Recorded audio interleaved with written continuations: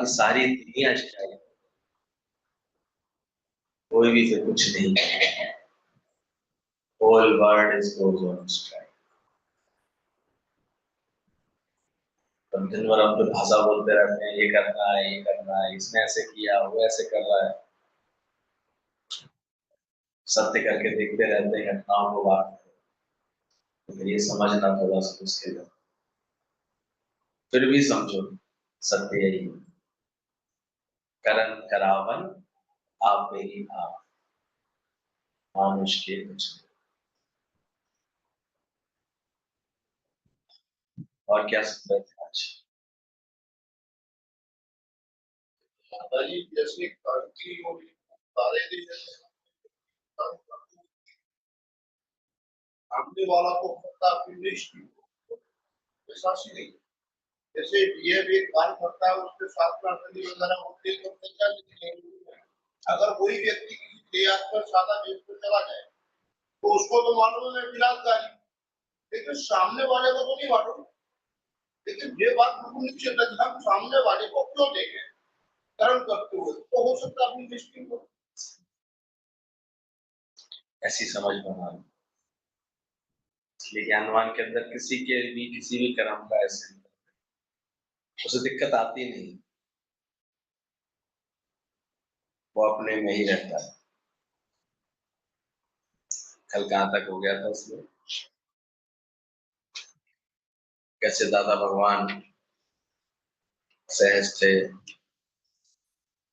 धीरज भी कभी नहीं छूटता था, निश्चय भी कभी नहीं छूटता था। आज कुछ प्रेमियों के अनुभव है इसमें, उन्होंने बताया कि कैसे दादा से मिलकर के कैसे निष्कामता के कारण कितने करिश्मे होते हैं। बोले राम का पहचान है तीर कमान और कृष्ण की पहचान होती है बांसुरी। तो हमारे दादा भगवान का चिन्ह क्या है? मेरे दादा की मुरली क्या है? बोले प्रेम। और प्रेम भी वो भी सच से, आत्मा से, ये भी दादा ने सावधान किया। अक्सर प्रेम को लेकर के भ्रमित रहते,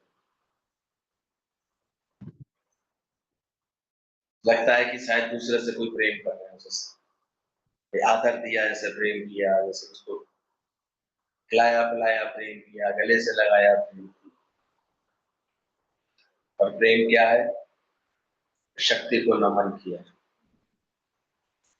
परेशान तो नहीं हुआ बुआ का मन? शांति, सच्चा प्रेम है भगवान से, तभी तो शरीर को ऐसे शांति से विदा कर दिया।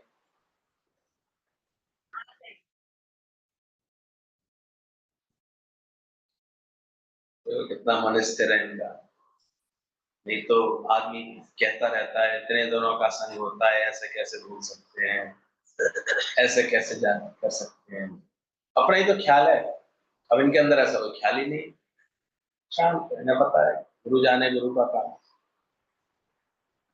इन्हें पता है बस जो होना है वो हुआ है। दादा के पास एक रोती हुई आई पंजाब पाकिस्तान से, सालों पहले उसके पति का शरीर शांत हो गया था, तब भी बात कर रही थी तो वो ऐसे कर रही थी, रो रो कर। दादा ने उसको बात लगाई, चोर हो तुम, जो है एहसान फराम हो तो तुम भगवान की अमानत में खयानत करती हो। क्या तुम, और ज्ञान भी बहुत दिनों से सुना हुआ था। बोले क्या ज्ञान में तुमने सुना नहीं कि शरीर सब माया में होने के कारण विनाशी है? जो अपने शरीर तक से लेकर के सबके शरीरों को ये जान लेता है, ये माया में होने के कारण क्या है? विनाश। तो फिर वो कैसे विनाशी शरीर के लिए क्या प्रलाप करे, क्या सोचेगा? तो जाने ही वाला है।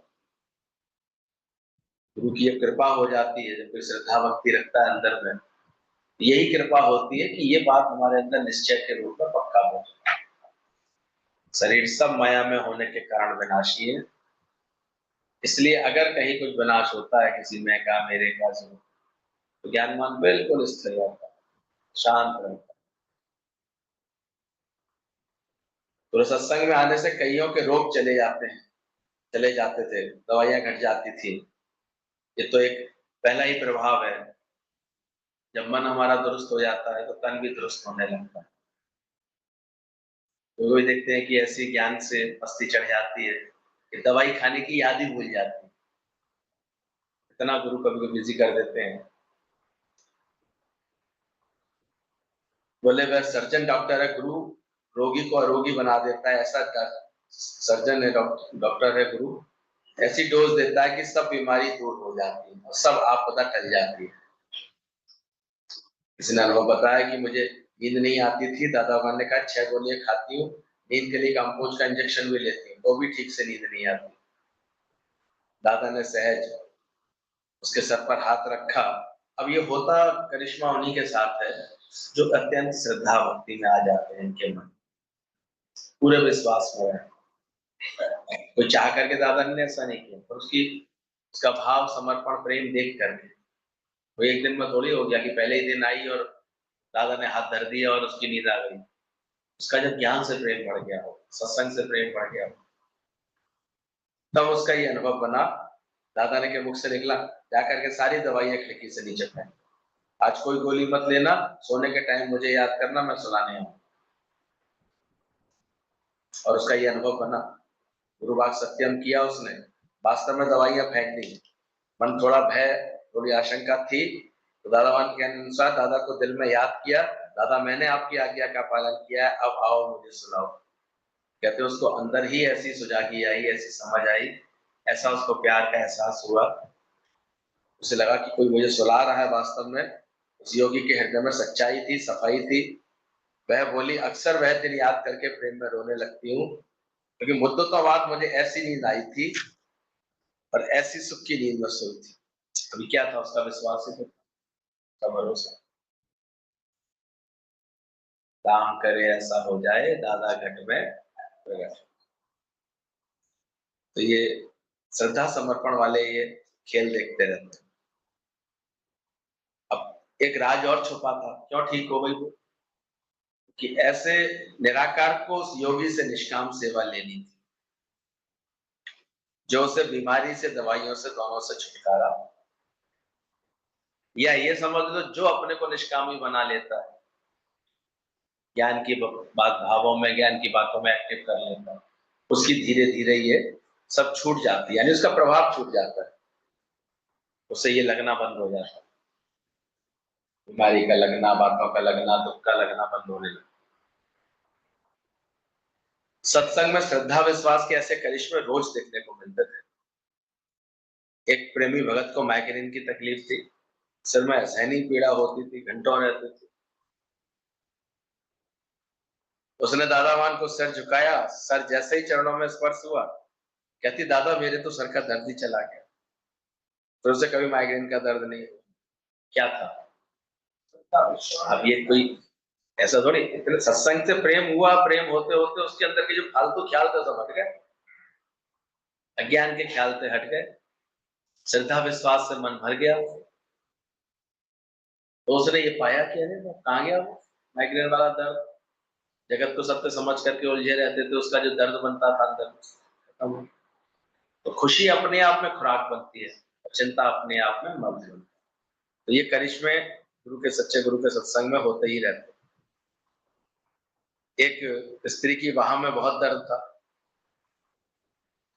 यदि आप मेरी बाह को छू देंगे, उसने विश्वास है, मुझे विश्वास है, तो मेरा दर्द चला जाएगा। दादा दादा के पास इतने प्यार से आके बैठी हुई, दादा ने सहज उसको स्पर्श कर दिया। अब खुश होकर के कहने लगी मेरा तो दर्द चला गया, दर्द चला गया। अब दर्द हो रहा था ये भी उसे पता था, अब चला गया ये भी उसे पता, दादा ने क्या किया, लेकिन उसके विश्वास की जीत हुई, उसका अपना विश्वास। उसने क्या बोला, मुझे विश्वास है यदि आप मेरी बात छू देंगे तो दर्द चला जाएगा, तो मैं तो हूं बेसरता। हमारा विश्वास कैसा है, हमारा भाव कैसा है। दादावान पूरे करता थे, पूरी नम्रता में रहते थे, कहते थे मैंने कुछ नहीं किया, ये तेरी श्रद्धा है, तेरा विश्वास है। ये उसी तरह से क्राइस्ट वाली बात बताते हैं। एक ने बोला कि आप मेरे बच्चे को जिंदा कर देंगे, तो क्राइस्ट ने मना कर दिया। लेकिन दूसरा एक मरे हुए बच्चे को लेके आई थी, लेकिन पूरी श्रद्धा विश्वास से बैठी हुई, उसका बच्चा अचानक ही रोने लगा। तो क्राइस्ट ने क्या कहा, ये तेरा विश्वास। लेकिन बाद में एक भक्त की, उस स्त्री की वहां ठीक हुई, तो ये देख करके दूसरी भी उठ के आ गई दादा के पास। दादा रीस में आ गई, दादा मेरी वहां में भी दर्द है, आप इसे छू दें, मेरा दर्द भी चला जाएगा। अब उसके अंदर इतनी श्रद्धा भक्ति तो थी नहीं, जी भाव ध्यासी थी। दादा ने कहा हटा, हटे यहाँ से, तेरी बाप क्यों छुए, तू तो भंगिया नहीं है। किसी के संग कोई लीला, किसी के संग कैसी। तो विधेय ध्यासी है और श्रद्धा है ना भक्ति, केवल लाभ के चक्कर में फायदा देख करके चली गई, फायदा समझ के चली गई। तो ऐसे भी तो सत्संग में आते हैं, तो ऐसे भंगियानियों को फायदा नहीं होता। फायदा किसको होता है, इसको अंदर का जो ज्ञान से प्रेरित कर। अब उसकी बीमारी क्यों उतर गई, क्योंकि उसको भगवान में इतना प्रेम जाग गया कि जीवन इतना निष्कामी बना दिया। तो निष्काम सेवा के लिए भगवान ने किया। इन दोनों के अंतर को ठीक से पहचान, किस पे करिश्मा होता है, किसको दिखता है। Always be clean not clever. ये सात संगत क्लीन होने के लिए बोलते हैं। जब हम उसको चतुराइयां रखने लगते हैं, वेद रखने लगते हैं, तो बड़ा फिर दुविधा लगती है, क्यों इतनी चतुराई से दूर बात करते हैं, किस बात की चतुराई है। एक दादा का ज्ञान इतने प्रेम से चल रहा है, क्या बनना बनाना है इसमें। लेकिन बाज नहीं आते लोग, चतुराई से चतुर्भुज नहीं मिलते। एक वृद्ध योगी थी, उसके दोनों घुटनों में दर्द रहता था, लाठी का सहारा लेके चलती थी, लेकिन नियम से रोज दादा के पास आती। दादा देख रहा है ना कितनी तकलीफ भी है, आ रही है दादा के पास, और दादा से बहुत प्रेम भी हो गया। यहाँ तक कि दादा के साथ माथेरान तक भी गई। तो माथेरान में कहते हैं एक बार अचानक दादा ने उसके दोनों घुटनों पे हाथ रखा, कहा फेंक दे लाठी, और उसने फेंक दी। अब तो ये जरूरत नहीं पड़ेगी, दोनों टांगों से चल करके आने लगे, उस लाठी के सहारे की जरूरत ही नहीं पड़ेगी। अच्छी बात है, उसमें लिखी कि पहले उसका वजन कम करवा दिया था।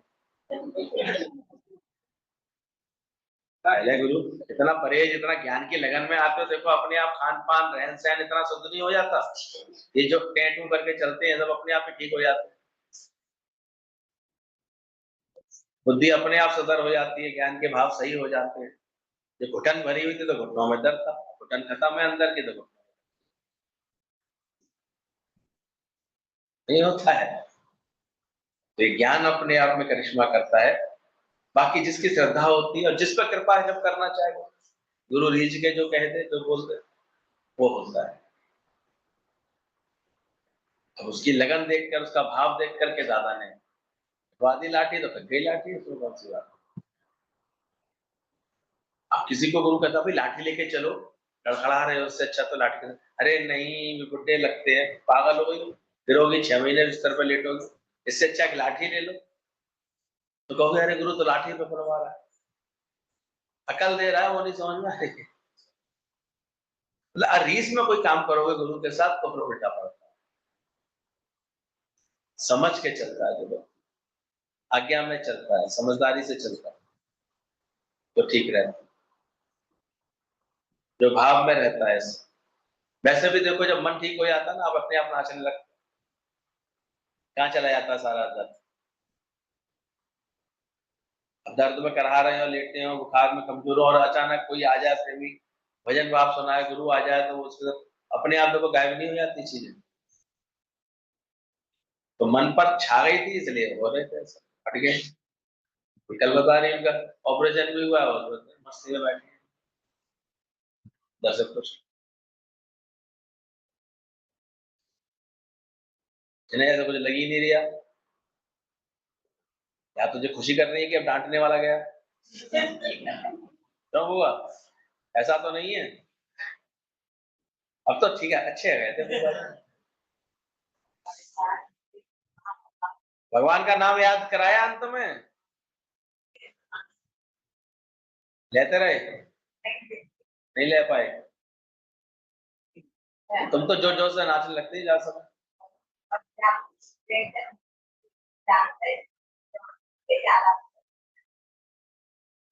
जाना रही सत्संग जा, जा सत्संग ही जा तू, और कोई मत।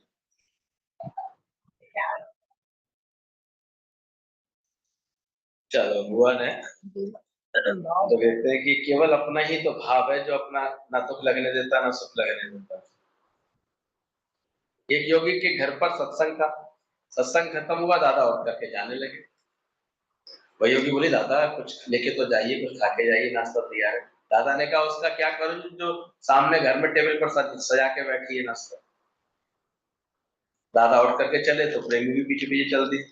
सभी अचरज में आ गए, सामने वाली फ्लैट में योगी सचमुच टेबल पर नाश्ता लगा करके बैठी थी।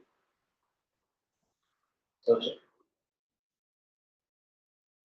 एक दिन पहले उसे पता लग गया था दादा वहां का सत्संग है, वो दादा आएंगे। तभी उसने अपने अंदर में कह दिया था, अगर मेरी सच्ची श्रद्धा होगी तो दादा को नाश्ता नहीं खिलाऊंगा। तो इसमें लड़ाई की बात थोड़ी, झगड़े की बात थोड़ी। उसका विश्वास था, दादा को संकल्प आ गया, उठ के चलती है उसकी आया पर। या तो देखो उसका क्या करो जो कल से सजा के बैठी। तो जो खाली होता है, शुद्ध होता है, तो उसका भाव गुरु तक पहुंचता है। जैसा भाव जगाते हैं, अब परखने चलते हैं गुरु को तो धूल घूमे खाते हैं। भाड़ा भाव होता है तो अमृत चख लेते। तो बोला सबरी ने सच्चाई से इंतजार किया था तो राम को आना पड़ा। बोले कृष्ण कहते हैं, जितना जितना योगी मुझे याद करते हैं मैं भी करता हूँ, जितना जितना प्रेम है मुझसे करते हैं मुझे भी करना पड़ता है। दीपक कुछ भैयाने दे रहे थे, कुछ अपनी तरफ खींच रहे थे भगवान। ये थोड़ी भगवान का किसी से भेद होता है, किसी से द्वेष होता है।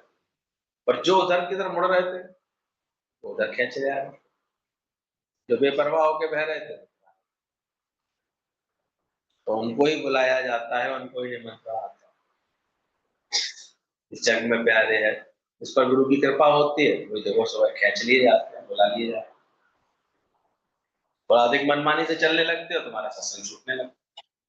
नहीं छूटने लगता, मनमानी करना छोड़ दो, गुरुमानी करना सीख लेता है जो प्रेम में रहता है। हमने देखा उनके उनको बड़े आराम से, नहीं तो 50 बहाने हैं, रास्ते में जाम था, नहीं होते हुए भी कह देंगे, काम निकल आएगा उसी समय।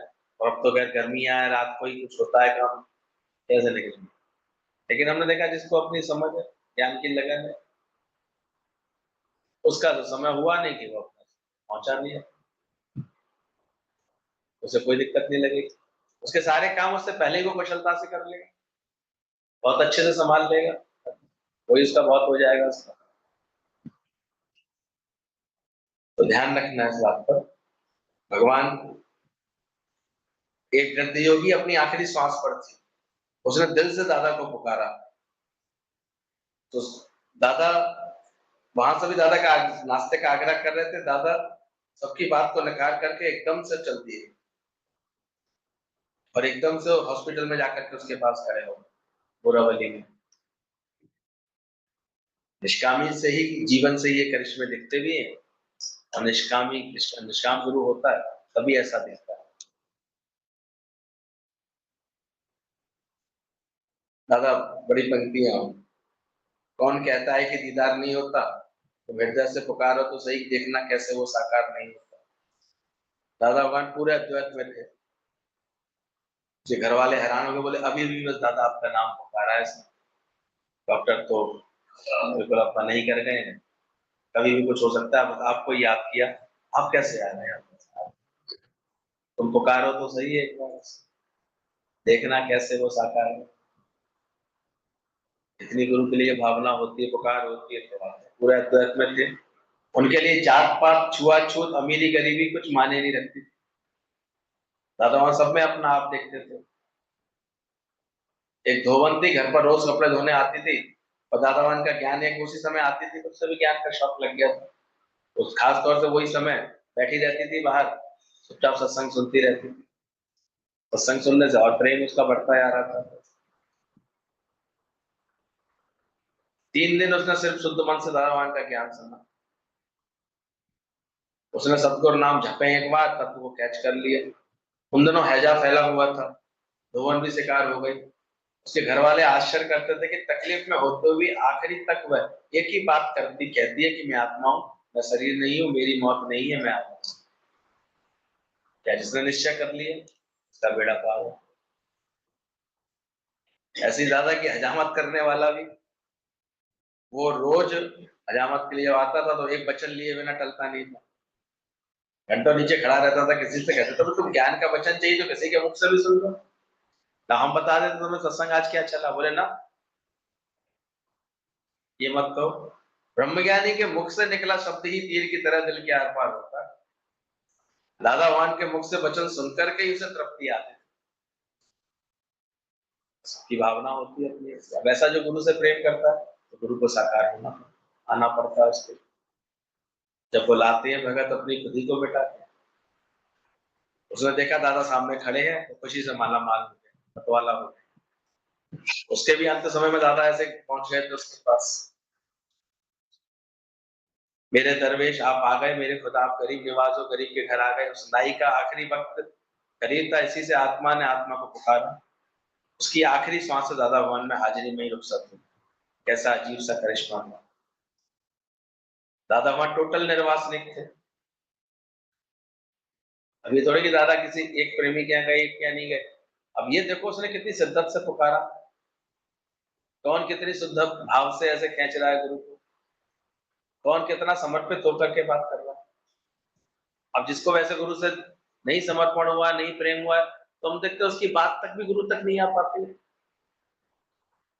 क्योंकि उसे याद ही नहीं है। वो अपने बस मैं मेरे के घेरे में घिरा हुआ है, वही जगत के प्रपंचों में उलझा हुआ है।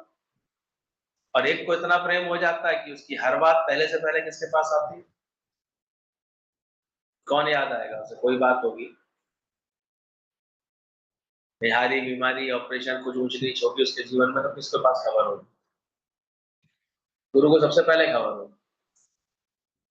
उसका कनेक्शन इतना जुड़ा हुआ होगा, और फिर उसके बाद उसका भाव करिश्मा देखेगा, बात समझेगा, जो होगा उसमें वो भलाई समझेगा, ज्ञान है उसके पास। तो ये थोड़ी गुरु ये दावा करता है कि ठीक ही ठीक होता है। उन्होंने तो ऐसा ज्ञान पक्का करा दिया, हालात आए और मिट ना पाए, पक्की बात, वाली हो जाएगा। दादा भगवान टोटल निर्वासनिक थे। कहते थे आई में डाई दैट यू में लिव, वही सिद्धांत के पुजारी थे। योगी किसी भी टाइम वक्त विवक्त आकर के दादा से ज्ञान सुन सकते थे, यानी इतना अपने को निष्काम बना लिया। एक स्त्री के पेट में गोला हो गया था, डॉक्टर ने ऑपरेशन करने को कहा था, उसे मन बढ़ा रहा था, उसे लग रहा था कि मैं निसंतान हूं, पति मुझे छोड़ करके दूसरी शादी कर लेगा। पहले तो ये सब चीजें बहुत रहती, फिर उसने ज्ञान सुना तो उसे ताकत आई, उसके अंदर का ख्याल बदल गया। डॉक्टर ने एक्सरे देखा तो पेट में गोला गायब हो गया, तो वह हैरान हो गया, बोला ऑपरेशन की जरूरत ही नहीं है, इनको तो वैसे ठीक हो गए। कैसे ठीक हो गए?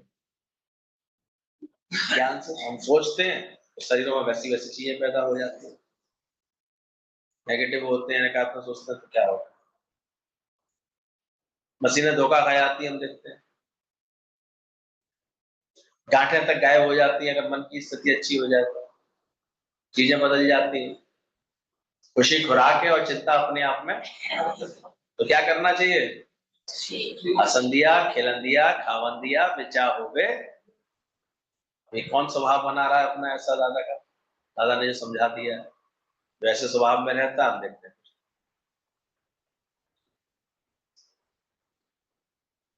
दादा भगवान उदयपुर पहुंचे, यहाँ ऐसा सत्संग होने लगा कि जंगल में मंगल हो गया।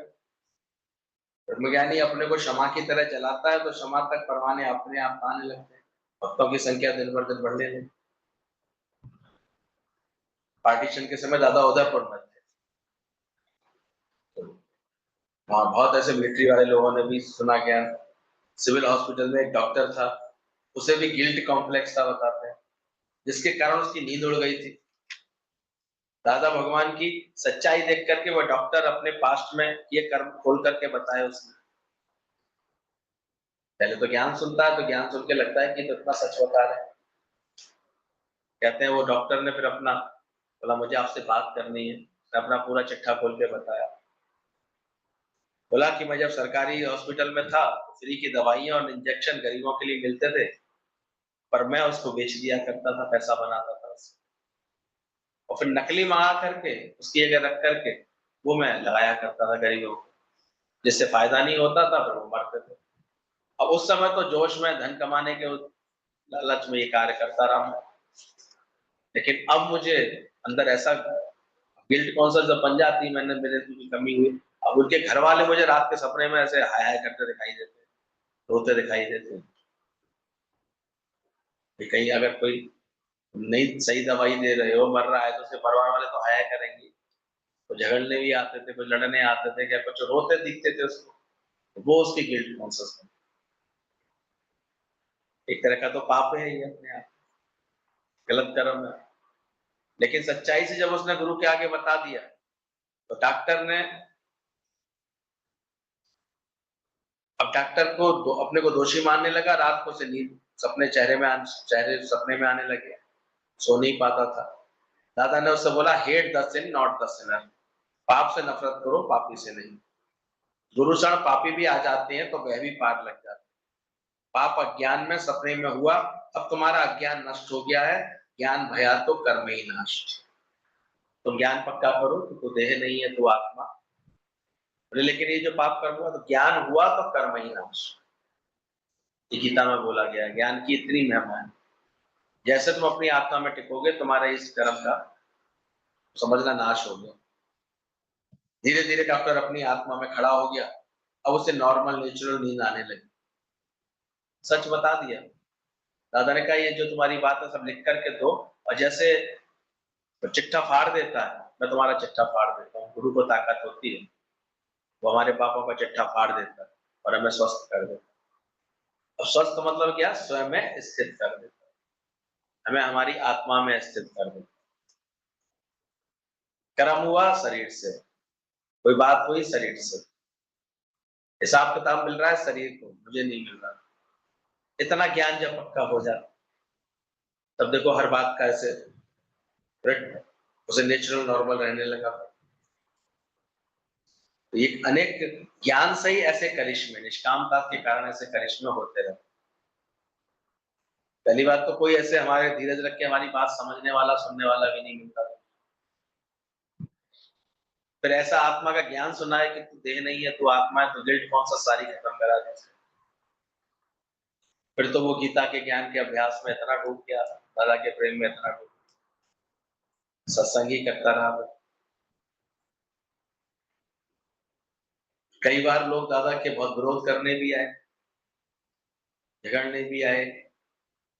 किसी ने कहा कि मेरे घर आए तो आग लगा देंगे, पर दादा के अंदर ऐसी ताकत होती थी, ज्ञान सुनाने बेधड़क उन्हीं के घर चले जाते थे। कोई होता था कहीं कहीं करके, पुरुष लोग ऐसे जो है भड़क जाते थे, आए मेरे घर में आया तो देख लूंगा, मैं छोड़ूंगा नहीं उसको। वैसे भी बातें धमकियां आती थी, लेडी से कहती, दादा आप वहां मत जाना, वहां बहुत भड़क रहे थे, बहुत कर रहे थे। और दादा इतने बेधड़क, तो बड़े प्रेम से चले जाते थे। और अचरज होता था कि जो घर में मौजूद होते हुए भी अंधे गूंगे हो जाते थे, किसी की हिम्मत नहीं होती थी, क्योंकि दादा भगवान के अंदर सर्वमम था, उनके अंदर किसी बात का, किसी के लिए द्वेष भाव नहीं रहता। कहते हैं एक ने तो काफी उल्टा सीधा बोल करके दादा को कहा, दादा वहां से चले आए, ये सब बातें मेरे घर में मत करो, ये सब बातें यहाँ सुनानी है, क्योंकि वो कटता है, इसलिए वो ताकत मिलती है तो पुरुषों को थोड़ी सी दिक्कत लगती है, तो मना कर दिया उसने। लेकिन बाद में जब उसकी फिर तबीयत खराब हुई इस व्यक्ति की, कहते दादा के पास खबर आई, दादा वो आपको याद कर रहे। दादा फिर सहज चल दिए, बोले दादा आपको तो इतना अपमान किया था उसने, इतना उल्टा सीधा बोला। बोले कि मेरा कोई अपमान होता भी है क्या? तो इतने इस मान अपमान से ऊपर। तो योगी ऐसी करामतें रोज देखते हैं, जिससे उनकी श्रद्धा विश्वास दृढ़ होता जाता है। पटियाला के राजा ने सुना, तो दादा भगवान को बुलवा भेजा। उसकी रानी बहुत बीमार थी, वह हर आधे घंटे पर उल्टियां करती थी, उसको इतना एसिड बनता था, सूख करके उसका शरीर पिंजर रह गया था। और दादा भगवान के वाइब्रेशंस जब दादा पहुंचे, रानी के मन में इतनी श्रद्धा हो गई, उसे लगने लगा कि मेरी बीमारी दूर हो जाएगी। लगातार 4-6 घंटे तक वो दादा भगवान के सत्संग में बैठी रही, उसको उल्टी आई नहीं। ये देख करके राजा हैरान हो गया, बोले अरे आधे घंटे बाद जो ये दौड़ती थी उल्टी करने के लिए, एसिड बनता रहता था, कहाँ गायब हो गया? तो रानी को उल्टी नहीं आई तो राजा ने कहा बड़े बड़े डॉक्टरों को इलाज नहीं हो पाया, आपके ब्रह्म ज्ञान से मुमकिन हो गया। दादा भगवान को राजा अपनी रियासत दिखाने ले गया, जहाँ हद खत्म होती थी वहां रुक करके दादा भगवान से कहा, दादा भगवान ने कहा ये रियासत बस इतनी है, तू इतनी ही हद का मालिक है, पर मैं तो बेहद का मालिक हूँ। यानी कब किसको कहाँ क्या ज्ञान देना है, कैसे दादा को आर्ट आती है। तो राजा को अपने अभिमान का समझ में आ गया कि मैं बार बार इन्हें रियाज दिखा रहा हूँ, रियासत दिखा रहा हूँ, इनके आगे ये सोच रहा हूँ कि मैं राजा हूँ, ये बता रहा हूँ। दादा ने भी कहा मैं बेहद का मालिक हूँ, तू अगर हद का मालिक है। बोले दुनिया के नक्शे में हिंदुस्तान का मुल्क है, उसे पंजाब प्रांत, उसे पटियाला की एक रियासत, ये देखिए एक बिंदु मात्र है, पर ये मैं हूँ, ये मेरा है। अपनी हस्ती को राजा को बहुत अहम था, इस अहम को दादा भगवान के शब्दों से चोट पहुंची।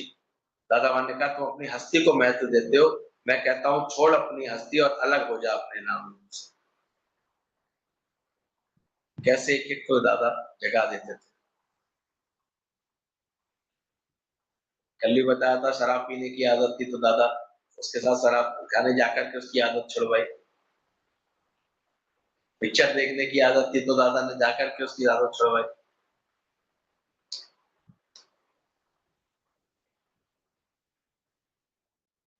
कितने ही फिर उसके दादा के साथ निष्काम यज्ञ में लगते चले जाते। एक डॉक्टर के लिए बताते हैं कि डॉक्टर की प्रैक्टिस उसकी बहुत अच्छी चलती थी, लेकिन ज्ञान में ऐसी रुचि हुई तो धीरे धीरे वो निष्काम ही बनता चला है। उसने अपनी चलती हुई प्रैक्टिस बंद करके डिस्पेंसरी उठा दी, सारा समय ज्ञान यज्ञ को देने लगा। विदेशी फिलोसफर रमण महर्षि बालभट्ट ने ठीक ही कहा था, साधारण वेश में आप एक सच्चे ब्रह्मज्ञानी हैं, तभी दादा भगवान के मुख से निकला हर वचन असर करता था। एक युवक योगी को ज्ञान की लगन लग गई, वह दादा भगवान से ज्ञान सुनने आने लगा। एक दिन उसके पिता ने आकर के कहा इसका पढ़ाई में ध्यान पहले से कम हो गया है, कम नंबर आए हैं इसके, कम तवज्जो दे रहा है। दादा ने कहा ज्ञान से ध्यान रखना, इस लड़के की पढ़ाई अच्छी पढ़ाई करेगा। और सचमुच में वो लड़का फिर बाद में चार्टर्ड अकाउंटेंट बन गया। तो दादा भगवान के शुक्राने करता था, करिश्मा आप नहीं किया।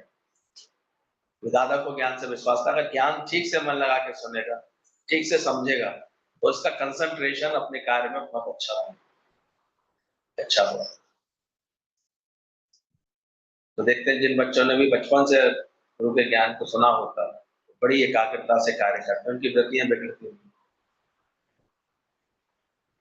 श्याम भगवान बड़ा गर्व करते हैं, अब तो खैर बच्चों के भी बच्चे आने लगे, उनके भी बच्चे आने लगे हैं उनके पास। कहते हैं सब के सब जिन बच्चों ने भी मन लगा के ज्ञान सुना ना, सब फर्स्ट क्लास परसेंटेज में पास होकर दिखाते हैं, और न जाने कितने डॉक्टर इंजीनियर ऐसे चार्टर्ड अकाउंटेंट बन गए। क्योंकि एकाग्रता और बढ़ती है आत्मज्ञान से। मन जो भटकने वाला होता है वो और एकाग्र होता है, शांत। जो ये वृत्ति जो भटकने वाली होती है, यहाँ घुमा है, ये करा है, जो बाहर सुख समझ रहा होता है, वो शांत होता है, वो स्थिर होता है। तो ये नहीं कहना ये कि बड़ी उम्र वालों के लिए सत्संग होता है, छोटी उम्र वाले बच्चे भी जब आकर के लगन से बैठते हैं तो उनको भी बहुत उसका लाभ मिलता है। एक श्रद्धालु योगी बीमार था, दादा मान को ज्ञान सुनने नहीं जा सकता था। उसके घर में सीढ़ियां थी, दादा सीढ़ियां नहीं चढ़ सकते थे, कुर्सी में बैठा करके उसके पास ले आते थे। तो नाच के कहता था देखो कौन कहता है कुआ प्यासा के पास नहीं आ सकता, कौन कहता है कुआ पैसे के पास नहीं आ सकता। ऐसा सिद्धू दादा खुद पहुंच जाते।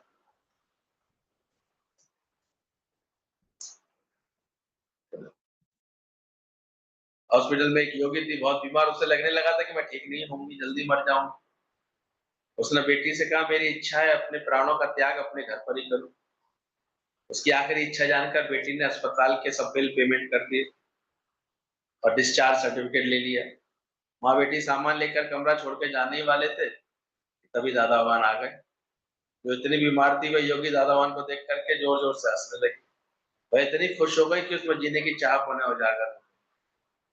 दादा ने उसका बंधा हुआ सामान खुलवाया, बोले कुछ दिन और हॉस्पिटल में रहे, इलाज करा, ठीक हो जाएगी। क्या था, केवल क्या बदला उसके मन की स्थिति। वास्तव में जिनको प्रेम होता है और गुरु अचानक आ जाए, गुरु दिख जाए, तो कितना मन के भाव बदल नहीं जाते। ये श्रद्धा भाव का एक खेल दादा के संग रोज होता था। अब जो दवा पहले असर नहीं कर रही थी, वह फायदा करने लगी, जो भी ठीक होने लगा। उसे ज्ञान सुनाने रोज हॉस्पिटल जाते थे, उसे नया जीवन मिल गया। ये जीवन अब तेरे हवाले। वह अपने गुरु के रंग में रंग गई। वहां के नर्स डॉक्टर सभी हैरान थे कि मौत के मुंह से कैसे बच गई। ये करामत दादा भगवान की थी, इतने मुर्दे में वापस जान डाल दी। बोले ज्ञान से नर से नारायण, कलर से केसर, मुर्दे से मर्द बनाने की ताकत होती है। ज्ञान में इतनी ताकत है। आप में से किसको ऐसा विश्वास है? किससे दिल लगाना चाहिए? लगा है? अच्छे बच्चे बन जाते हो ऐसे टाइम पे। पूरा ध्यान दिल लगा के रखना, फिर देखो ज्ञान की ताकत क्या होती। दो बहनें दादा वहां से रोज सत्संग सुनने आती थी। उसके भाई को अच्छा नहीं लगता था, वह रोज उनको, ये रोज कौन क्यों जाती है, आखिर कौन सा आकर्षण है। एक दिन वो भाई भी आ गया जंगल में पीछे से, देखो दी कहाँ जाती है, पार्क में बैठती है ये दादा वन, एक जेंट्स के साथ बैठने जाती है, दोनों कौन है। तो वो आकर के सुना, जब उसने आकर के आया था तो गलत इंटेंशन से, जब देखा ये तो गीता सुना रहा है, ये तो ज्ञान की ही बात कर रहा है, तो उसके हृदय के भी तान ताल झंझट हो गए। वो रात भर सो ना सका। उसके दादा वन के बच्चे उसके कानों में गूंजते रहे। अब उसे ऐसी तड़प हुई कि कल सुबह होए तो वह भी जाए, दादा से माफी मांगे। वो भी अपनी बहनों के साथ श्रद्धा से आने लगा। नहीं कैसे करूं, कब किसका जाग जाए, कब कौन दर्शन करने से किसका भाग्य बन जाए। तो गुरु तो अमानत लेकर बैठे हैं, लेने वाला ही अपना हक लेने नहीं आए तो फिर गुरु क्या करे। दादा मान के शब्दों में माया प्रारब्ध से मिलती है, और ईश्वर पाने के लिए पुरुषार्थ करना पड़ता है। माया तो जिसके पीछे में इतने बावले होते हैं, वो तो प्रारब्ध से अपने आप जितनी मिलनी है मिलेगी। लेकिन ईश्वर किससे मिलता है? पुरुषार्थ। उसके लिए हमें पुरुषार्थ। हम कहेंगे हम बैठे हैं घर, मेरा काम कर देना सर, हम क्यों जाएं गुरु जी के पास, क्यों नहीं, हमें तो टाइम ही नहीं है, हमें ये दिक्कत है, तो फिर ईश्वरी तत्व का अनुभव नहीं मिलता। फिर ये माया ही ऐसी भगवान ने फैला रखी है। ये तो इस माया के आकर्षण से बचा के जो अपने को गुरु के प्रेम और आकर्षण में ले आता है, उससे धीरे धीरे ये माया से छुटकारा मिल जाता है, और उसकी वृत्ति फिर आत्मा में टिकने लगती। ये तो मन तो कहता है शादी है, चलिए तुम दावत खाए, पर वहां जाके अभ्यास किया, and not enjoy my self not the party. तो वचन याद आया, दादा की बच्ची बनेगी तो इसी वचन में रहे। लगेगा ही नहीं कि क्या क्या करे तेरी वैकुंठ को या साथ संगत ना। फिर वही पैर उठेंगे तेरे, जहां तेरे ज्ञान की, तेरे सत्संग की कदर हो, जाने का मन ही नहीं करेगा क्या।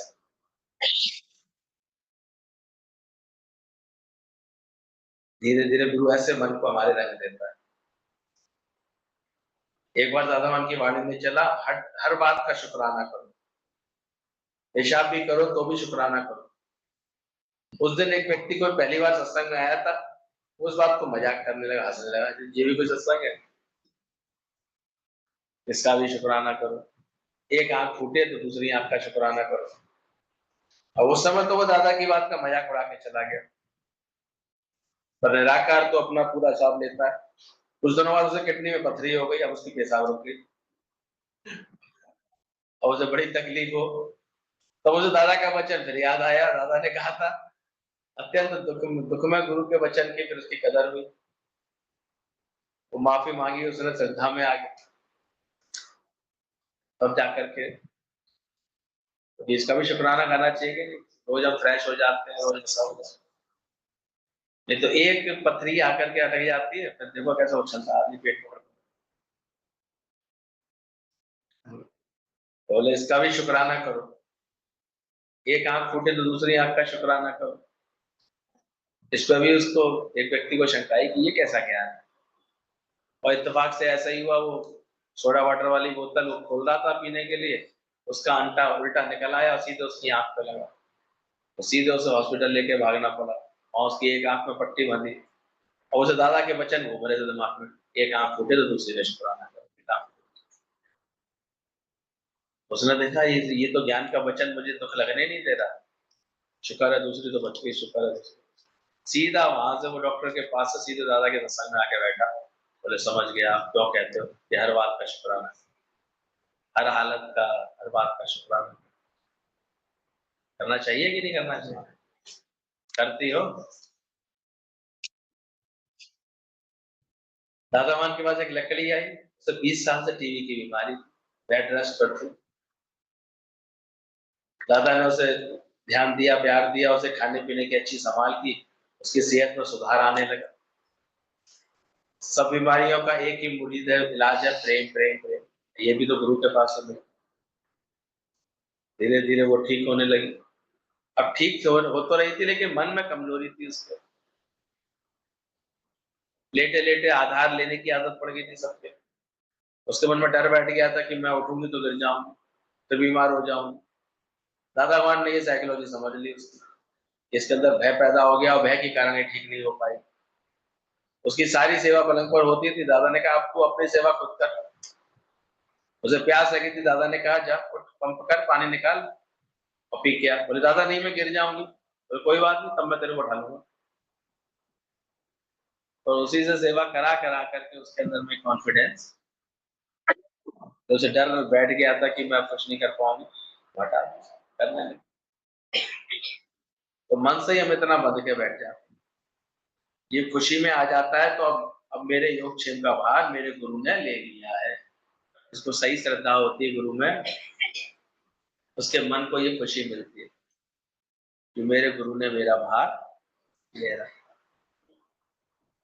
किस किस को ऐसा विश्वास है दादा ने सबका भार उठा रखा है? योगाक्षेम वहाम, गुरु ने हमारे जीवन का भार उठा रखा है।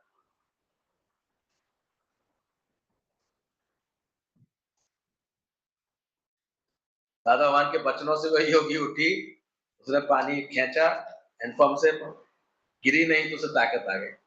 फिर सुबह शाम वह दादा भगवान के साथ वॉक करने जाने लगी और फिर पूरी तरह से ठीक हो। यहाँ तक दादा निष्कामी थे।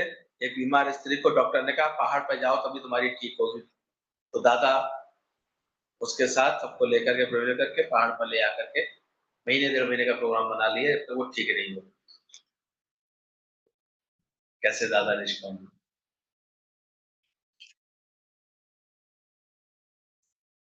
ये निराकार भी साथ देता है ज्ञानी का।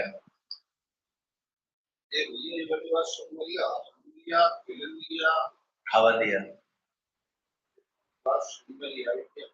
मतलब ब्रह्म ज्ञान अगर आ गया हो आपको, ये इसकी पहचान है। और आप खिले खिले रहेंगे, उदास नहीं होंगे, कभी मायूस नहीं होंगे, परेशान नहीं होंगे। हसन दिया यानी हंसते हंसाते मुस्कुराते हैं। अब हर कोई तकलीफ नहीं देगी परिस्थिति, उसे हम आनंद मना रहे हैं, खुशी कर रहे हैं। हसन दिया, खेलन दिया, खावन दिया, यानी अब जो हंसेगा खेलेगा तो खाता पीता है, यानी मस्ती। ये नहीं कि आज भूख नहीं लग रही है, मन नहीं अच्छा है, ऐसी बातें नहीं होती। समय पर पूरा भोजन करता है वो, विचा हो गए मुक्त, उसके उसके साथ वो मुक्त है, ये पहचान है। अगर सही ज्ञान होगा तो वो हमेशा ऐसे भरपूर देखेगा, खुश दिखेगा, मौज में दिखेगा, आनंद में दिखेगा। बाकी दुनिया में देखो, हम लोग गुरु जी के साथ थे, नाव में थे, सुबह सुबह बोटिंग कर रहे थे इलाहाबाद में, तो गुरु जी के साथ हम लोग तो भजन भाव कर रहे थे। और दूसरे किसी नाव में एक सन्यासी बैठे हुए थे 15-20, वो भी जा रहे थे अपने सुबह सुबह किसी यात्रा।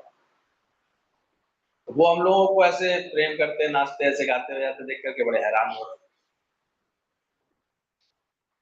तो गुरु जी ने कहा, बोले देखो कितना फर्क होता है, ये निराकार के साथ है, व्यक्ति में तो ये नहीं है इनका मन सन्यासी है, कहीं ना कहीं भगवान से जुड़े होंगे तभी ये स्वांग रच के बैठे, ऐसे थोड़ी। कुछ ना कुछ तो इनका भी मर्म होगा, लक्ष्य होगा, कोई साधना होगी इनके जीवन।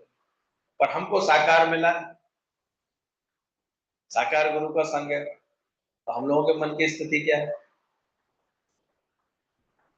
तो मन को क्या बनाओ? मंदिर बनाओ, मस्जिद और गिरजाघर नहीं। मस्जिद में तो बस ऐसे बैठे आते हैं, मंदिरों में देखो घंटे बजते हैं, घड़ियाल बजते हैं, नाचते हैं, आरती करते हैं, मौज करते हैं। तो मन को क्या बनाओ? ब्रह्मज्ञानी की निष्कामता के साथ करिश्मा तो जुड़ा ही रहता है।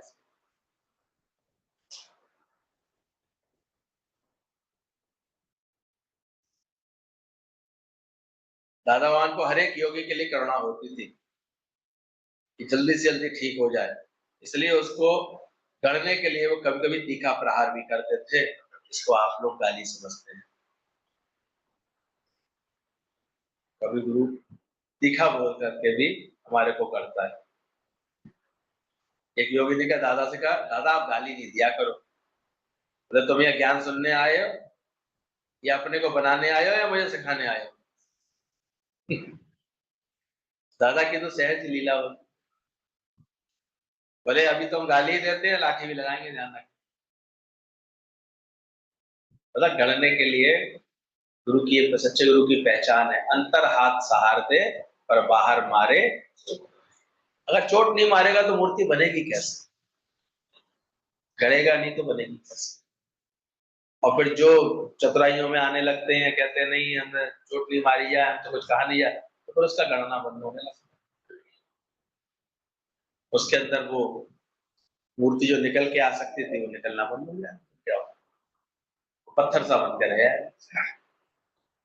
और चोट सहारे शब्द की जो गुरु की बात को सहन करता है, मानता है, उसके अनुसार अपने को ढालता है, तो वो ढलता जाता है।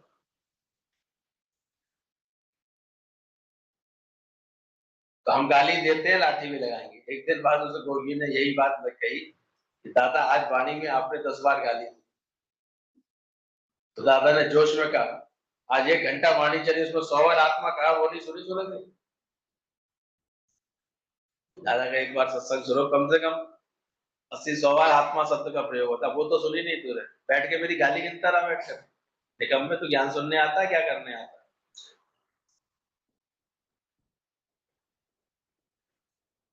दादा ने कहा तुम अपने को यदि विचार करोगे तो जान जाओगे शत्रु तुम गाली के ही लायक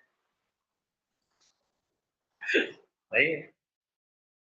गुरु तो सदा करता है, मौन में रहता है, एक शब्द भी नहीं बोलता। कोई चुन करके किसी एक को गुरु का वचन मिलता है जिससे उसकी हस्ती मिटती है और मस्ती चढ़ती है। बीमारी कितनी बड़ी है, डॉक्टर को उसी हिसाब से इलाज करना पड़ता है। जब कड़वी दवा असर नहीं करती है तो इंजेक्शन भी देना पड़ता है, कभी कभी ऑपरेशन भी करना पड़ता है। तो गुरु को दर्द होता है जैसे भी हो, इसका देह अध्यास का रोग छूट जाए, इसके लिए गुरु खुद भी तपस्या करता है। दादावान के पास कोई नया जिज्ञासु आता था तो घंटों से ज्ञान सुनाते थे, थकते नहीं थे। जब जिज्ञासु थके आता था तो दादा कहते थे अच्छा तू कल फिर आना।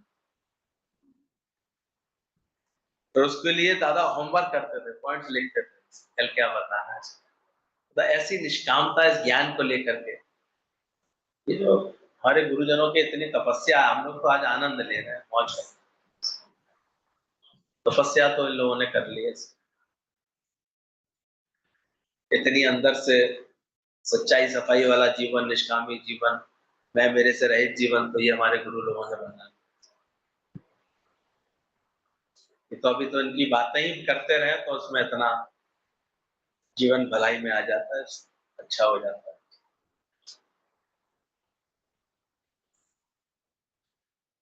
दादा भगवान इतने निपुण थे, पहले मीठा मीठा खिलाते, जब देखते थे इसमें हजम करने की ताकत आ गई है तो कड़वी डोज पिला देते। ये भी ज्ञान के आर्टिस्ट, ज्ञान देने के लिए आर्टिस्ट। सच्चे गुरु को इतना आर्टिस्ट होना पड़ता। पहले तो प्रेम ही करता है, सच्चा गुरु जैसा कोई प्रेम ही नहीं कर रहा फिर, लेकिन जब देखता है कि हाँ ये अब इसके अंदर स्थिरता आ रही है, ज्ञान समझ, तो फिर एक दिन बैठ करके उसको कड़वी डोज भी दे देते थे ताकि उसकी इन्फेक्शन तो उतरे अंदर, माया का इन्फेक्शन लगा पड़ा है। दादा कहते थे लाड़ प्यार में बच्चे बिगड़ जाते हैं, तो कभी कभी कान भी खींचने चाहिए।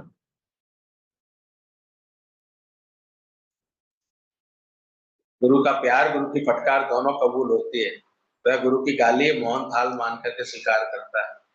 शुक्र है मैं गुरु की नजर में हूँ, अब मैं जरूर सुधरूंगा। वह जानता है उसके अंदर का गंध नाश करने के लिए गुरु को गर्म सीख देनी पड़ती है। ज्यों ज्यों सोना तापी है, त्यों त्यों होए शुद्ध। सद्गुर ऐसे जीव को निर्मल करते हो।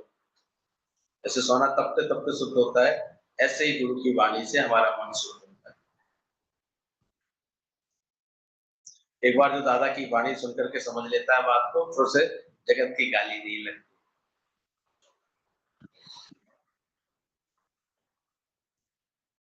किसी ने आके बोला दादा हम गृहस्थी है तो जगत में व्यवहार तो करना ही है। इस दादा ने फटकार वाली वाणी चलाई, तो दोनों जिज्ञासु चींटी की चाल से चल रही थी धीरे धीरे। यानी गुरु को करुणा थी कि अपना काम जल्दी पूरा कर।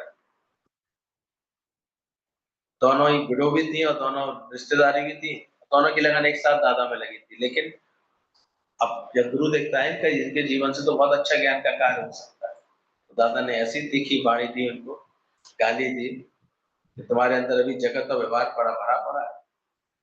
संगत ने देखा तो उन्हें डांट मिल रही है, पर उन दोनों के अंदर का विवेक जागरण हो गया। उन्होंने अंदर ही अंदर, गुरु ने उन्हें माला माल कर दिया, वह दोनों आनंद में आ गई। उसके बाद दोनों ने ही अपनी इतनी अच्छी स्थिति बनाई।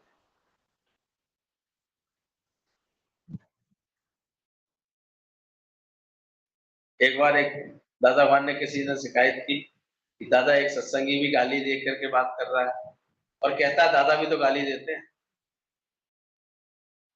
इस पर दादा ने कहा दुर्वासा ऋषि गाली देता था पर श्राप भी देता था, परंतु उस पर दोष नहीं आता था, उसका कर्म भी नहीं बनता था। गाली देने का हक सिर्फ गुरु को है, देहाध्यासी गुरु की रीस नहीं कर सकते। फर्क है। गुरु तो इतना आत्मिक प्रेम भी करता है, गुरु तो इतना आत्मा भाव में रहता है, उसको कहने का हक हो जाता है। बाकी कोई देखा देखी करे तो फिर ये गलत हो जाए।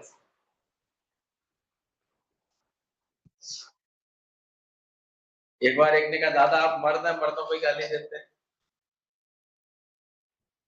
उन्हें पूरा मालूम था कि किस तरह संभालनी है बात को, दादा इतने एक्सपर्ट थे। दादा ने कहा स्त्रियों को जो गुलाम समझता है और उन पर जुल्म करता है, अगर यही तुम्हारा मर्द बना है तो मैं ऐसे मर्द बने को गाली देता रहूंगा। वो समझ गया ये गाली मर्द को नहीं है, गलत व्यवहार गलत आचरण करने वालों। मर्द को पुरुष कहते हैं, पुरुष जो देह से ऊपर है। गाली देह को मिलती है पर तू तो देह है ही नहीं। दादावान कितने हुनर से किसी को भी नीचे से उठा करके ऊपर बैठा देते थे। वह समझ लगता मेरे सर पर तो आत्मा का ताज है, अब मैं नीचे दे अध्यास में क्यों हूं। अब ये आर्ट बात करने का जैसे एक सलीका होता है, आर्ट होती है। अब कोई नकल करे केवल गुरु के शब्दों की, गुरु ने ऐसे कहते तो ये बेवकूफी हो जाएगी। गुरु के पास इतनी अच्छी पहले गहरी आत्मा की समझ है, वो कोई छोटा देख करके किसी को खराब देख करके थोड़ी कुछ कह रहा है। वो तो उस समय doctor as a doctor operation कर रहा है उसके, और वही डॉक्टर कितना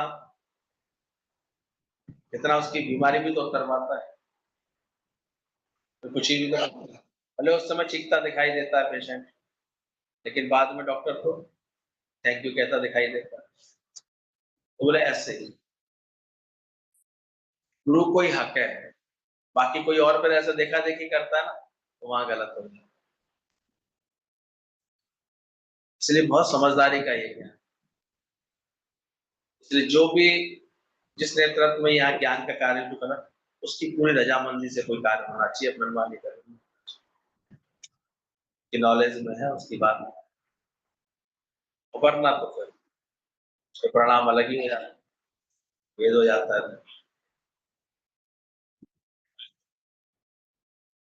दादा भगवान मर्दों का सुधार करके इनडायरेक्टली स्त्रियों का सुधार कर रहे थे। रुआब से बात करने की आदत छुड़वाने के लिए दादा भगवान योगियों को कहते सबके साथ सदा मीठा बोलोगे, वही तुम्हारा अध्यास जाएगा। सब जेंट्सों के आचरण में बदलाव आने लगा।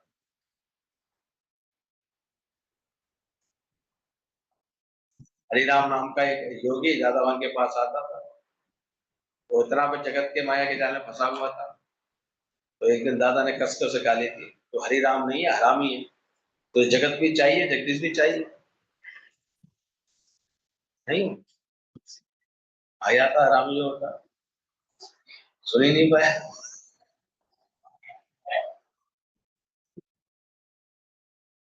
बाकी ज्ञान की बड़ी जिज्ञासा है। बाकी हरिराम नहीं तो हरामी है।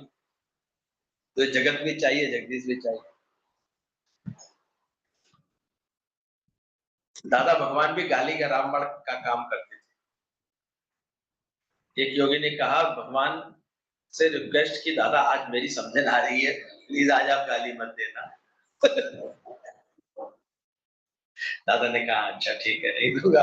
लेकिन जब सत्संग शुरू हुआ तो उस दिन और ज्यादा गालियां निकले उनके मुंह से, और ज्यादा निकली। हर गाली पर योगी का चेहरा पीला पड़ जाता उस सत्संगी का। वो बार बार चुपचाप अपने समझन की शक्ल देखती कि बराबर लग रहा हो, दादा सी गाली दे रहे। पर वो देखती समझन तो खुश हो रही थी। और सत्संग के बाद वो खुद उठ करके गुरु के पास गई। ज्ञान की अमानत गुरु के पास होती है, जिससे जब और जितनी मिलनी है। उसकी समझन ने कहा मुझे सारा सत्संग बहुत अच्छा लगा, कल मैं फिर आऊंगी। ये बीच बीच में जो गालियां देते हैं ना, वो बिल्कुल ऐसे ऐसे माँ प्यार से अपने बच्चों को सुधारने के लिए देती है, ऐसा लगता है। तो दादा की गालियों में भी भलाइयां थी। ब्रह्मज्ञानी का इतना अंदरूनी प्यार होता है। अब ये कुछ गाली देने का हक उसी को मिल सकता है, अरे इतना वो ज्ञान की समझ में और प्यार प्रेम में पक्का होता है। एक योगी दादा से कहता था, दादा आपकी गाली से खुशहाली आती है। गाली चाहिए, खुशहाली तो क्या चाहिए दादा से हमें? इस दिन प्रकट हो गया, अगर गाली दे कभी परेशान मत होना कि गाली से क्या आएगी। सर जी ध्यान रखना जरूरत है। तो लाख रुपए देवे तो भी हम तुझे गाली नहीं देंगे। अब उससे दादा ये बोले तू 1 लाख रुपए भी रखेगी तो भी गाली नहीं देंगे। हमारी गाली की भी कीमत है, ऐसी थोड़ी।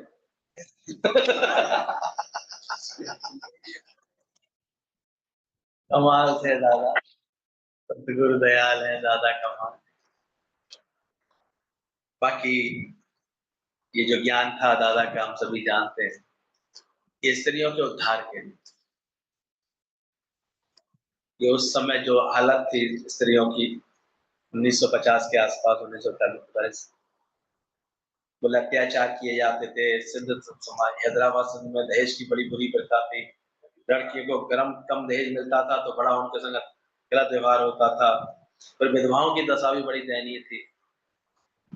तो इसलिए दादा के अंदर ये ऐसा करुणा का भाव जागा।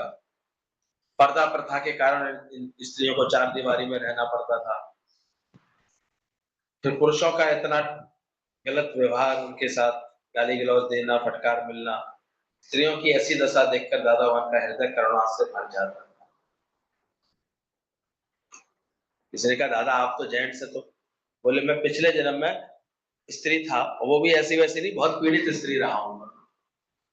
तब मुझे करुणा होती है कि कौन इनको कौन सुख दे सकता। और इसलिए जितनी भी तरह से थी स्त्रियों को ताकत देकर के उन्होंने मजबूत बना। ज्ञान इतना सच्चा है। वो उन्होंने पहचाना दादा ने कि ये मोह के कारण बेचारी इतनी अटकी रहती है, फंसी रहती है। इसलिए पहले तो उनका मोह खत्म कराया, उससे उसके अंदर उनको ताकत आई। इसके लिए दादा भगवान ने स्त्रियों को उसकी जरूरत का ज्ञान देना शुरू किया। दादा घर में सबसे प्रेम करो, सबकी सेवा करो, पर जुल्म नहीं सो। जुल्म करना भी पाप है तो जुल्म सहना भी पाप है। ये शिक्षा दी। एक तरफ दादा प्रेम भी सिखाते थे, नम्रता भी सिखाते थे, सेवा भाव भी सिखाते थे। पर जुल्म सह रहे हो अगर तो ये तुम्हारी कमजोरी। अक्सर हम अपनी सहनशीलता को आड़ लेकर के जुल्म सहते रहे आदमी। अब ये भेद गुरु ही समझा पाता है कि जुल्म ना करो, ना सहो नहीं। दादा भगवान स्त्रियों को इकट्ठा करके कई बार जुलूस भी निकालते थे। दादा भगवान का ज्ञान शांति थी, इतना सुख पहुंचा था, ज्ञान सुनने स्त्रियां आना भी चाहती थी, पर दादा भगवान का चोला पुरुष का था, इसी से उन पर पाबंदियां बहुत थी। स्त्रियों को सुनाने के लिए कोई आश्रम हाल तो था नहीं, खुले मैदान में बाग बगीचे में बैठ करके इस दादा की बहुत निंदा होती थी। लोग कलंक लगाते थे, हर किस्म का कीचड़ उछालते थे। दादा जानते थे स्त्रियों की ऐसी स्थिति की जिम्मेदार मर्द ही है, मर्द भी थे, इसी से दादा भगवान मर्दों को गाली देते थे। मर्द पहले औरतों को बेजुबान जानवर समझते थे, अपना हक समझ करके हुकूमत करते थे, इसलिए लड़कियों को किसी बात में उत्साहित नहीं करते थे। जो प्यार स्त्रियों को घर गृहस्थ में प्राप्त नहीं हुआ था, जो इज्जत मान, जो ज्ञान की समझ वो दादा भगवान से मिला। उन्वानी नाम की एक बड़ी उम्र की योगी दादा भगवान से ज्ञान लिया, जब लखनऊ में सबको ज्ञान सुनाने लगी तो कैसे हो कहते हैं उसका 25 साल का ज्ञान उसका दादा ने पल भर में दूर कराया। दादा को बताया उसने कि मेरा हिल स्टेशन जाने का एक मेरी वासना रह गई है बस, तो दादा ने उसके नाम की टिकट कटवा के सबको घुमाया। तो कहीं भी गुरु ले जाता है तो कोई ना कोई कारण होता है, जिसका कोई नहीं, वो कहती थी बार बार सबसे, तो जिसका कोई नहीं उसका भगवान।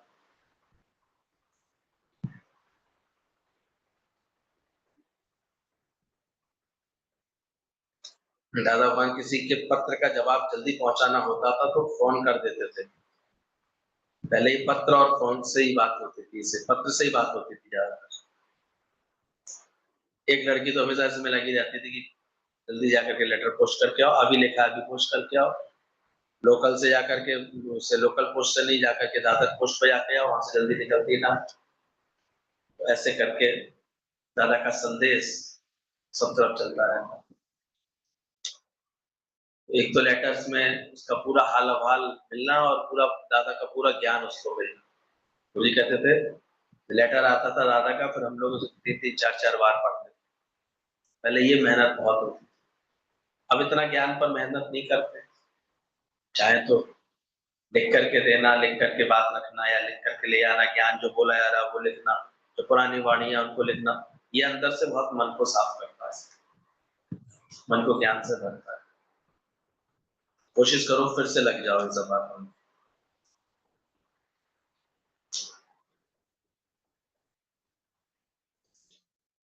अनेक ऐसे एग्जाम्पल हैं, सुना है। दादा भगवान के पास एक ज्ञानी दादी आती थी, दादी लाली आती थी, अनेक लोगों को दादा ने ऐसे ज्ञान निकाल कर सबको फिर इतना ज्ञान का कार्य करने में पहले व्यस्त कर दिया। कहते थे वो दोनों आती थी तो दादा का ज्ञान ऐसा चलता था कि भक्त का ध्यान ही नहीं रहता था, और कोई कोई इतने भाव वाला भगत आके बैठ जाता है, इतना ज्ञान का जिज्ञासु आके बैठता है, ज्ञान की इतनी बात चलती थी कि आधी रात को जब दादी ज्ञानी लाली घर से निकल पड़ी, एक दिन ऐसे इतना गोपियों की तरह खिंचे चले आते थे, तो पुलिस वाले ने पूछा मालूम है क्या वक्त है, उन्हें वापस लौटना पड़ा। मतलब वो इतनी अंदर में इतनी खो गई थी, हमारे तक हो गया, इतनी सुबह जल्दी निकलती थी तो ध्यान नहीं रहा, गली देखने का, रात में निकल पड़ी। तो पुलिस वाले ने वापस किया, अभी कहाँ जा रही है।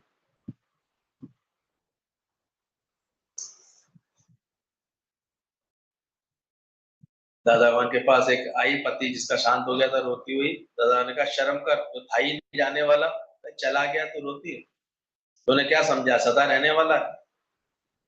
भाई योगी कहती थी मेरा रोना धोना एकदम से बंद हो गया और अंदर विवेक आ गया कि जो जन्मा है एक दिन मरना ही था। दादा भगवान ने झटपट कहानी खत्म कर दी। योगी अनपढ़ थी, कहती दादा के प्यार में, ज्ञान में साथ साथ शास्त्रों का भी ज्ञान दे दिया मुझे। एक योगी की 7 बेटियां थी, उसे चिंता रहती थी कि शादी कैसे होगी, दादा की शादी कैसे। तो बड़े प्रेम से कहते, क्यों चिंता करती है, मेरे 4 बेटे हैं, तो 4 की तो समस्या हल हो। तो 3 को ही गिना कर 4 गिना ही मत। बाकी जो होना था वो होगा, पता नहीं शादी हुई थी क्या हुई थी, लेकिन किसी को तसल्ली देना, किसी को हिम्मत देना, ये दादा को आता था अच्छे से। बोले मेरी चिंता हरि करे जिस उपजाया जग। जकार्ता में सुलक्षणी नाम की थी, उसके तो पति कैंसर वाले का सबको पता ही है कि दादा कैसे खुलावा से वहां तक जाते थे शांति देने के लिए। फिर बाद में वो जाकर के इंडोनेशिया में उन्होंने फिर सत्संग इतना बड़ा किया। बाद में तो दादी सुलक्षणी दादी के नाम से बहुत फेमस।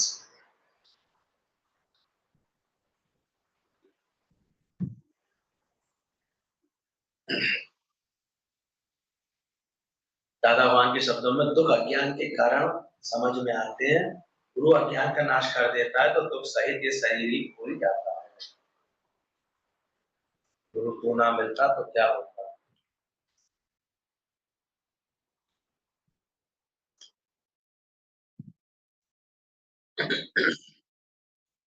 कहते हैं उसी के पति के लिए अचानक दादा गौरवली में से सीधे नाश्ते को छोड़ करके खुला हुआ गए उसके पास। तो वो लास्ट क्षण था, योगी अंतिम श्वासों पर था, अभी उसने आपको याद किया था और आप यहाँ पहुंच भी गए। दादा वहां ने योगी के सिर पर गोद में रखा, हरिओम की ध्वनि लगाई और योगी ओम में समा गया। सुरखिंद की माता भी धीरज में रही।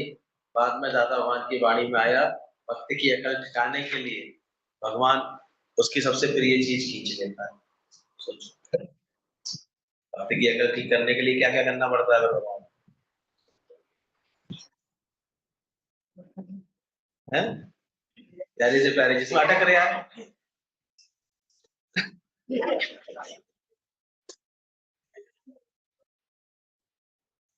बाद में पहले अकल ठीक कर लो।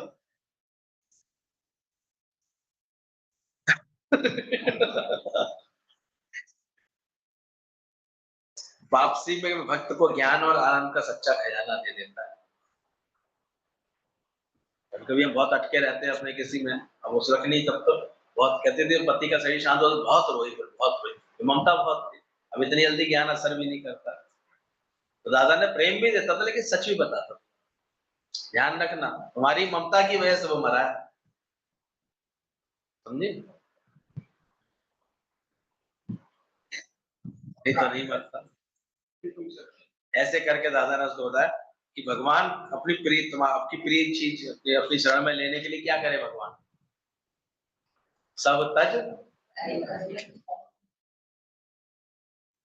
तो भगवान को अपनी भक्ति करानी है तो क्या करेगा, तुम्हारा मन जहां अटका होगा वही अटैक करेगा भगवान। कल सोच समझ के आना।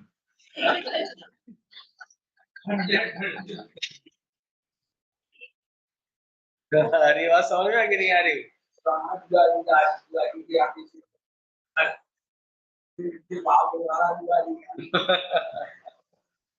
क्या कह रही हो, सच्ची बात है ये।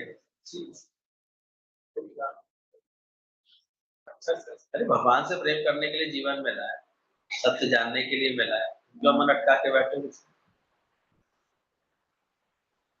जितनी प्रीत हराम से उतनी हरि से, चला जाए खुद को तेरा बल्ला ना पकड़े।